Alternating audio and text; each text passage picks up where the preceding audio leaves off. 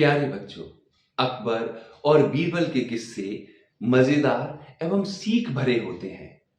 बीरबल अपनी चतुराई से हर कठिन प्रसंग का हल ढूंढ लेते थे। इस रोचक कथा में भी बीरबल बादशाह अकबर को अपनी चतुराई द्वारा एक व्यापारी की चालाकी से बचा लेते हैं। तो आइए पढ़ते हैं पाठ मूर्खों की सूची। बादशाह अकबर घुड़सवारी के इतने शौकीन थे कि पसंद आने पर घोड़े का मुंह मांगा दाम देने को तैयार रहते थे। दूर दराज के मुल्कों जैसे अरब, ईरान आदि से घोड़ों के विक्रेता मजबूत व आकर्षक घोड़े लेकर दरबार में आया करते थे। बादशाह अपने व्यक्तिगत इस्तेमाल के लिए चुने गए घोड़े की अच्छी कीमत दिया करते थे। जो घोड़े बादशाह की रुचि के नहीं होते थे, उन्हें सेना के लिए खरीद लिया जाता था। अकबर के दरबार में घोड़ों के विक्रेताओं का अच्छा व्यापार होता था। एक दिन घोड़ों का एक नया विक्रेता दरबार में आया। अन्य व्यापारी भी उसे नहीं जानते थे। उसने दो बेहद आकर्षक घोड़े बादशाह को बेचे और कहा कि वह ठीक ऐसे ही 100 घोड़े लाकर दे सकता है, बशर्ते उसे आधी कीमत पेशगी दे दी जाए। बादशाह को चूंकि घोड़े बहुत पसंद आए थे, सो वैसे ही 100 और घोड़े लेने का तुरंत मन बना लिया। बादशाह ने अपने खजांची को बुलाकर व्यापारी को आधी रकम अदा करने को कहा। खजांची उस व्यापारी को लेकर खजाने की ओर चल दिया।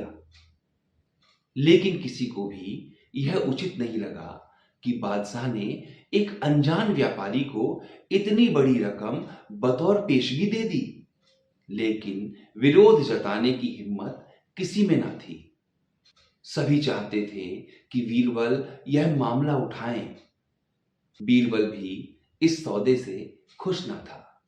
वह बोला, हुजूर, कल आपने मुझे शहर भर के मूर्खों की सूची बनाने को कहा था।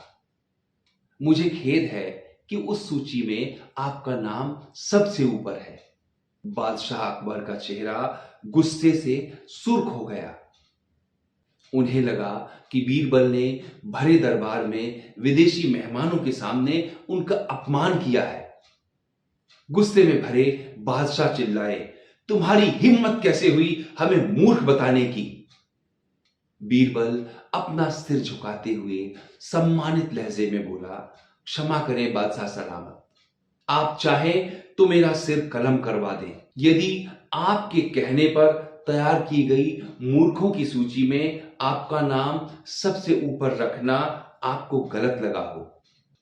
दरबार में ऐसा सन्नाटा छाया कि सुई गिरे तो आवाज सुनाई दे जाए। अब बादशाह अकबर अपना सीधा हाथ उठाए तर्जनी को बीरबल की ओर ताने बढ़े।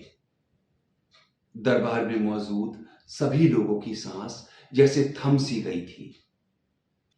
उत्सुकता व उत्तेजना सभी के चेहरों पर नृत्य कर रही थी। उन्हें लगा कि बादशाह सलामत बीरबल का सिर धड़ से अलग कर देंगे।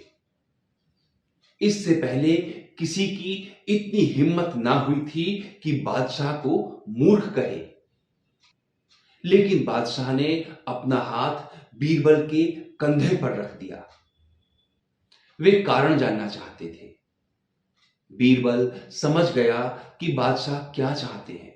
वह बोला, आपने घोड़ों के ऐसे व्यापारी को बिना सोचे समझे एक मोटी रकम पेशगी दे दी जिसका अता पता भी कोई नहीं जानता।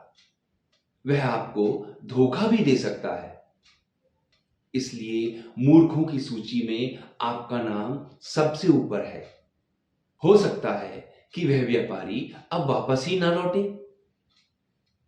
वह किसी अन्य देश में जाकर बस जाएगा और आपको ढूंढे नहीं मिलेगा।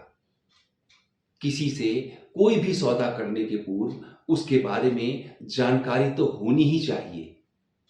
उस व्यापारी ने आपको मात्र 2 घोड़े बेचे और आप इतने मोहित हो गए कि उसको जाने पहचाने बिना ही मोटी रकम दे दी। यही कारण है बस। तुरंत खजाने की ओर जाओ और रकम की अदायगी रुकवा दो। अकबर ने तुरंत अपने एक सेवक को दौड़ाया। बीरबल बोला, अब आपका नाम उस सूची में नहीं रहेगा। बादशाह अकबर कुछ क्षण तो बीरबल को घूरते रहे, फिर अपनी दृष्टि दरबारियों पर केंद्रित कर ठहाका लगाकर हंस पड़े। सभी लोगों ने राहत की सांस ली कि बादशाह को अपनी गलती का एहसास हो गया। हंसी में दरबारियों ने भी साथ दिया और बीरबल की चतुराई की एक स्वर से प्रशंसा की।